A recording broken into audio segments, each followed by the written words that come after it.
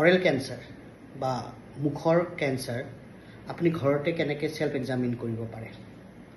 আপুনি এখন মিৰৰৰ আগত থিয় হওক with a good light source, য'ত এটা ভাল লাইট চ'ৰ্চ আছে পোহৰ জেগাত। আপোনাৰ লিপছটো চাওক, আপোনাৰ মুখৰ ভিতৰত চাওক। লুক ফৰ এনি চ'ৰ, কিবা ঘাঁ আছে নেকি, কিবা লাম্প আছে নেকি, কিবা ৰেড পেচেছ আছে নেকি, কিবা হোৱাইট পেচেছ আছে নেকি।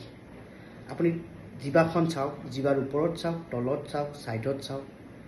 ৰুফ অফ দ্য মাউথ, তালুখনো পোহৰত ভালকৈ চাওক। লুক, এই নেকৰ ছাইডকেইটা চাওক।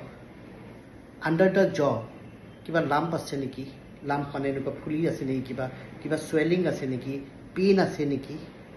And if you notice anything, এনেকুৱা ধৰণৰ কিবা আনইউজুৱেল থিং যদি দেখা পায় আৰু যিটো 14 দিনতকৈ বেছি দিন আছে, তেতিয়াহ'লে আপুনি ডক্টৰক পৰামৰ্শ লওক। পাৰ্চিষ্টেণ্ট মাউথ চ'ৰ, যিটো কিবা ঘাঁ থাকে মুখত, পেইন থাকে, difficulty in swallowing, chewing or changes of voice, যিটো দুসপ্তাহতকৈ বা 14 দিনতকৈ বেছি দিন থাকে, তেতিয়াহ'লে আপুনি আপোনালোকৰ কনচালটেণ্ট ফিজিচিয়ানৰ লগত দেখুৱাটো ভাল।